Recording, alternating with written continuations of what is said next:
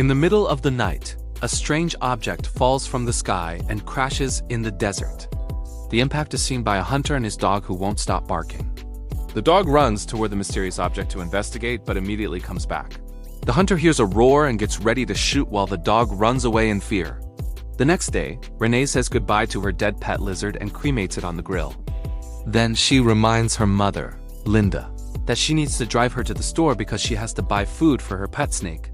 Linda admits she's not a fan of Renee having creepy animals as pets.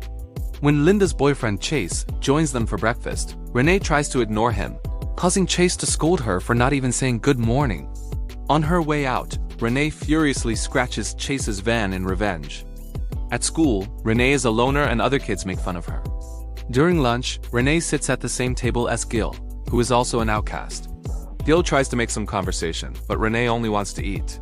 After class, Linda is late picking Renee up.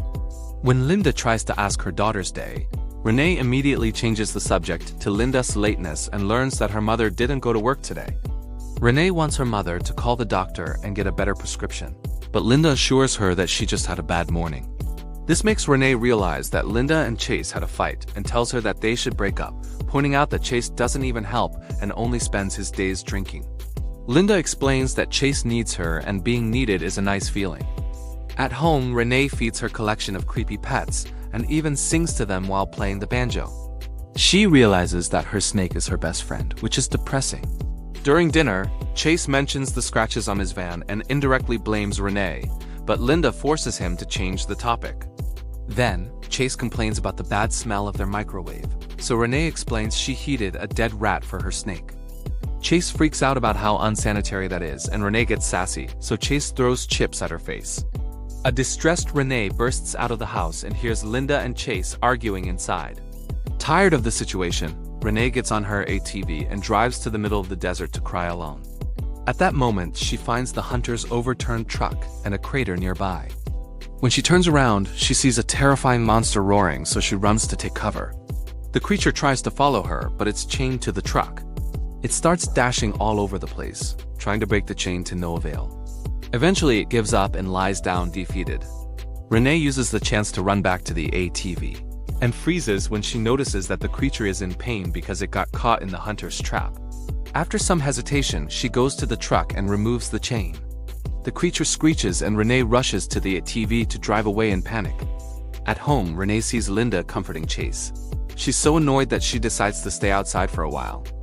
In the morning, Renee sees a bunch of helicopters flying in the area. Getting worried about the creature, she spends her morning making a list of the items she needs to help. She asks Gil to lend her his mother's video camera and repays him by sharing her English homework. When Renee gets home, Linda and Chase are waiting for her to have a talk. Chase gives Renee his 24-hour silver coin and hopes that he can keep up tomorrow. Renee points out that he drank last night, thus he didn't really do 24 hours. And Chase explains he's trying his best, so Renee should try it for the sake of her mother. After Chase leaves, Linda says that he's serious about wanting to get better. But Renee drops the coin and points out that he didn't even apologize.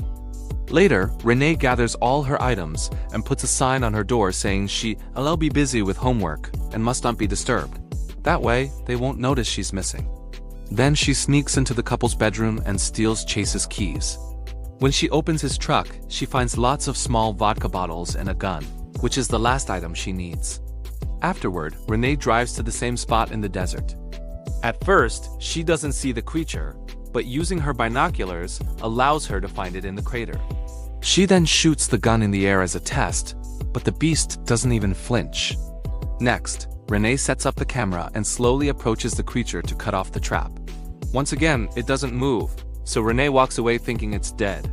Suddenly, the creature tackles Renee to the ground and drools all over her head. After sniffing her, it steps away and Renee finally can look at it properly to confirm it's an alien. She tries talking to it and offers an apple, but the beast throws it away. At that moment, the helicopters fly by again and Renee tries to explain to the alien that the chopper is equal danger. In the evening, Renee goes home and realizes she dropped Chase's gun in the desert. She leaves her room and finds Chase drinking on the couch, so he asks her not to tell Linda. He also asks about his keys, and Renee pretends she knows nothing. When she goes outside, she's shocked to find the alien in the bushes. She tells it to go away, but it won't listen. So she gets her a TV and goes to the desert so that the alien will follow her there. In the desert, Renee loses sight of the alien. Suddenly, the creature appears in front of her and opens its mouth to send out golden waves that cover her face. For several seconds, Reen's body floats while her eyes glow brightly. By the time she snaps out of it, it's already morning and the alien is sleeping. Renee hugs it and decides she can't abandon it, so she takes it home and hides it in the cellar. In the desert, the helicopters and an entire investigation team are still looking for the mysterious object that fell from the sky. Back to Renee, she only pretends to go to school and calls her mother to make sure she's at work. After Chase leaves for the day, Renee takes the alien to the main house and tries to feed it, but it turns down everything she offers. The alien is given a tour of the house and Renee introduces it to her pets, although she has to stop it from eating them. She then decides to name the alien Croak. When Renee sings and plays her banjo, Croak's scales shake. Renee guesses it's scared and assures it she protect it. Moments later, Linda returns early from work because she couldn't handle her depression. Chase sends her a picture of his 48-hour sober token, and Linda cries in the car, thinking she's not trying hard enough. In the living room, Renee is watching TV with Croak, and she panics when she hears her mother open the door. She sneaks out with her new friend, and Linda is annoyed to find a mess, so she takes her medicine to calm down.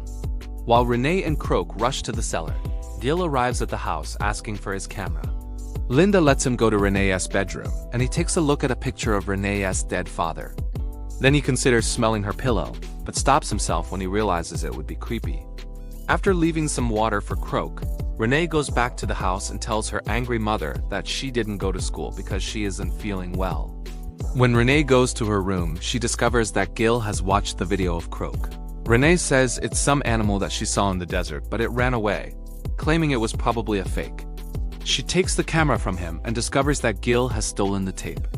They fight over it, but are interrupted by Linda, who announces that the door is staying open. After Linda is gone, Gil says he wants the truth, or he'll take the tape to the police. Renee takes Gil to the cellar. Croak tries to attack the boy, but Renee teaches it that he's a friend. When Croak sniffs Gil, he passes out and waits his pants. Moments later, Gil wakes up, and Renee has to cover his mouth to stop him from screaming. Then, Renee pets Croak while singing to make its scales shake, which convinces Gil that the alien is friendly. Afterward, Gil gives the tape back to Renee and agrees to keep the secret. Neither of them sees Agent Brown nearby, spying on their conversation and taking pictures. In the evening, Renee hears noises in the cellar, so she goes down there and sings for Croak while playing the banjo. She explains that the instrument used to belong to her late dad and shares anecdotes from her childhood. Renee also tries to feed Croak, but it doesn't like anything. The next day, during lunch, Gil shares a theory inspired by Jurassic Park. He thinks that Croak doesn't want to be fed like a pet. It wants to hunt. In the evening, the teens take Croak to Hellhole Canyon, and it finally gets to eat by attacking a bunch of pigs that Gil brought. After it's done eating, it brings a piece of pig for Renee. Renee tries to hug Gil to thank him, but Croak roars and doesn't let them touch. After leaving Croak in the cellar, Renee tries to go to her room, only for a drunk Chase to grab her by the hair and throw her on the couch before asking about his gun. Renee tries to lie, but Chase is onto her, so she has no choice but to admit she lost it. Chase then complains that Renee doesn't respect him because she doesn't fear him. He tells her a story of how his father mistreated him as a kid, but he saw it as a way to teach respect. A terrified Renee tries to run away, and Chase quickly captures her, so she bites his arm to free herself. Linda hears the screaming and runs to pull Chase away, while Croak also hears it all and starts pounding on the cellar wall.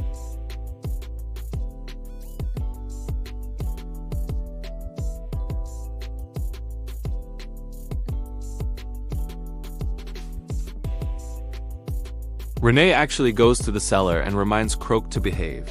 She ends up falling asleep there. The next morning, Renee is approached by Agent Jonathan, who convinces her to get in the car with him after showing his badge and mentioning he found the gun. It's registered under Chase's name, but the last fingerprints are Reen's. When she claims that she went to the desert to shoot cans, Jonathan says he'll be nice for now and hands her his business card. If she doesn't call him with the information he wants, he'll come back with a warrant and handcuffs. Meanwhile, Linda discovers that the water isn't working and calls a plumber. Since he's a friend, Linda goes to work while the man checks the issue.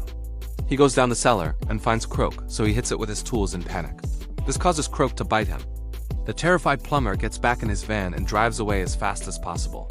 But the pain and fear are keeping him distracted, so he ends up crashing into another vehicle.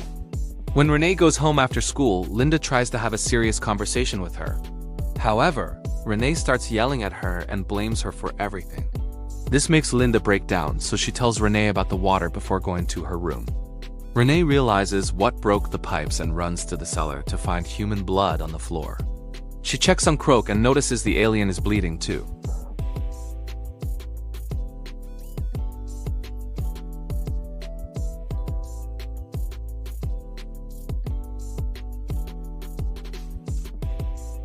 This would require her to stay with it until she's sure it's safe.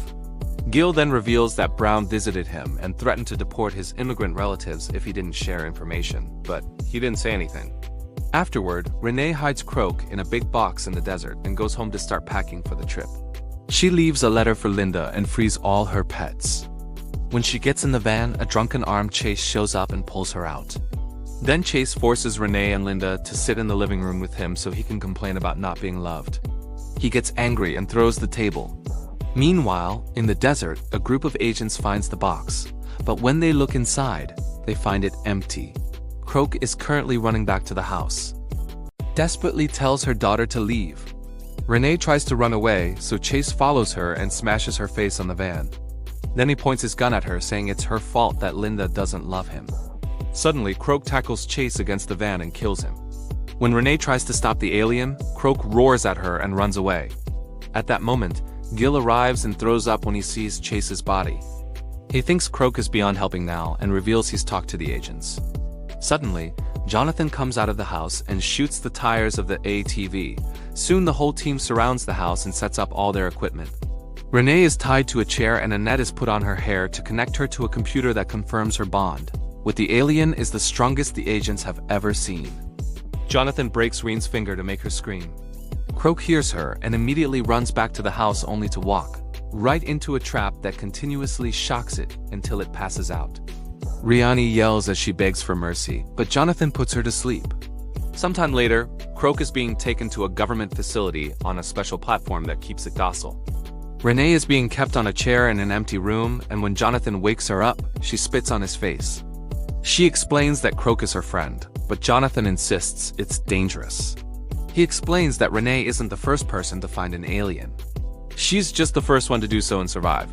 The government believes that Croak is a beast built by a life far more intelligent than humans, and was sent to Earth to do reconnaissance, which means they could be invaded in the future. Since Renee bonded with Croak, Jonathan wants her to let scientists study her so they can learn the best way to kill the aliens. If Renee doesn't agree, he'll put Linda in a mental institution and extract the information from Renee by force, which would hurt her. Linda is allowed to visit Renee, and she reveals she's read the letter. So she apologizes to her daughter for everything. After Linda leaves, Renee decides to get Croak's attention by repeating what Jonathan did to her hand. Hearing her scream, Jonathan rushes into the room and covers her mouth. So Renee bites him. Croak roars as it frees itself from the platform and starts killing all the guards that try to stop it. The alarms echo in the whole building as the lights start to flicker. Croak escapes from the lab and runs through the corridors, bringing down any person who tries to stop it. Linda worries about her daughter but finds the door locked, so she has to escape through the vents. In the corridor, she's horrified to find all the bodies. Jonathan and Brown get their weapons ready and point them at the door. However, Croak bursts into the room by breaking the wood and sends both men flying, which knocks them out. Croak then gets ready to kill them, but Renee convinces it not to do it. After petting Croak to calm it down, she takes Jonathan's keys to free herself, and the duo escapes. Outside, Renee and Croak try to get in a car. Jonathan also comes out and opens fire, but luckily Gil has been waiting nearby and warns them just in time. Renee and Croak hide behind a car, and Jonathan keeps shooting at the vehicle, not caring about possibly hitting the girl. Desperate to protect Renee, Croak comes out of hiding, and Jonathan shoots it multiple times. Croak still manages to tackle him and kill him. Renee runs to her friend's side and breaks down when she confirms that Croak is dead too. Linda and Gil do their best to comfort her. Sometime later, Linda, Renee, and Gil have a picnic together. In a government lab, they try to study Croak's body when it suddenly wakes up. Make sure to subscribe and turn on notifications so you can watch more videos like this. Thanks for watching.